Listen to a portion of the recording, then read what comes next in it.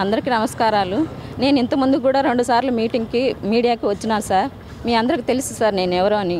నా పేరు వెంకట సుబ్బమ్మ సార్. నేను కొత్త చెరువు నుంచి వీరపల్లి విచార నుంచి మైదుకూరులో పనిచేస్తున్నా సార్. నాకు ఇప్పటికీ నేను ఇన్నిసార్లు పోయినా కానీ నాకు ఒక్కరు కూడా న్యాయం చేయలేదు సార్. నీకు ఇస్తాం అంటుండ్రు కానీ వాళ్ళ దగ్గర కమిట్ అయ్యి ఇప్పటికి నాకు ఏమీ జవాబు రాలేదు సార్. అందుకని నేను మళ్ళీ మాట్లాడడానికి బిషప్ గారితో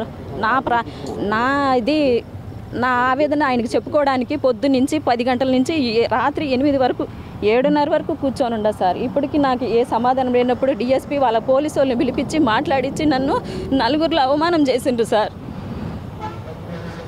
మీరు ఏం కోరుకుంటున్నారు సార్? నాకు పోస్టులు నేను టెట్కి లేదన్నారు. నేను ₹1,00,000 పెట్టి బీదరాలను సార్. నేను వడ్డీకి తెచ్చుకొని 10 లక్షల రూపాయలు కోర్టు నుంచి తెచ్చుకున్నా. వాళ్ళే చెప్పిండ్రు కోర్టు నుంచి మీరు ఏమైనా ఎక్స్ప్లెనేషన్ తెచ్చుకుంటే గినా అవి చెల్లుతాయని. వేరే స్కూళ్ళన్నీ తెచ్చుకున్నప్పుడు నా విషయంలో టెట్ విషయంలో నాకెందుకు పనిచేయదు సార్? ఏమన్నా అంటే డీఓ మీద చెప్తారు సార్. వీళ్ళు చెప్పండి డీఓ మేడం ఏం చెప్పరు సార్. నేను ఒక వికరాంగురాలిని.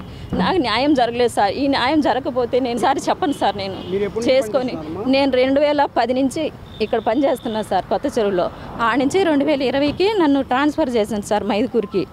ఆడ రోజు నేను కొత్త చెరువు నుంచి మైదుకూరుకి వెళ్తాను సార్. ఆటోలో పోవాలా. ఆ నుంచి మళ్ళీ 30 కిలోమీటర్లు సార్.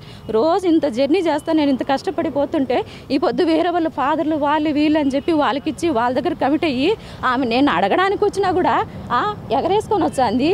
ఎవరిస్తారు ఆమెకి? ఎవరిచ్చామన్నారు పోస్టు అని మాట్లాడుతున్నారు సార్. ఫాదర్లే ఒక దేవుడు తర్వాత దేవుడు అంటే వాళ్ళే అటు మాట్లాడితే మాలాంటి వాళ్ళు యాడికి పోవాలి సార్? ఒక మహిళను చూడకుండా కూడా ఇట్లాంటి మాటలు మాట్లాడితే మేమేమి ఏం చేయాలి సార్? అమ్ముకున్నారని కూడా తెలుసు సార్. కానీ నేనేం అడుగుతుండా, నా విషయంలో అన్యాయం జరిగిందని నేను అడుగుతుండా సార్. వాళ్ళ దగ్గర కమిట్ అయింది సార్.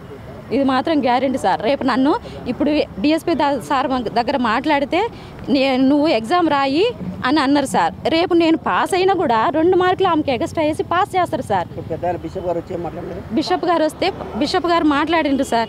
మాట్లాడి ఫాదర్లు ఎట్ట చెప్తే అట్లేమ్మా వాళ్ళు చెప్తారు కదా, వాళ్ళు చెప్పినందే కదా అని చెప్పి బిషప్ గారు అన్నారు సార్. నా పోస్టు నాకు కావాలి సార్. నేను సీనియర్ సార్. టెట్ పరంగా అందరికి వర్తించినప్పుడు నాకు ఒక్కదానికి ఎందుకు వర్తించదు సార్? నాతో పాటు 9 మంది తెచ్చుకున్నారు సార్. వాళ్ళందరికీ వర్తించినప్పుడు నాకెందుకు వర్తించదు సార్? టెట్టు ఏమన్నా మాట్లాడితే అది మాట్లాడతాను సార్. నన్ను బ్లేమ్ చేస్తా ఉంటారు ఆ విషయంలో.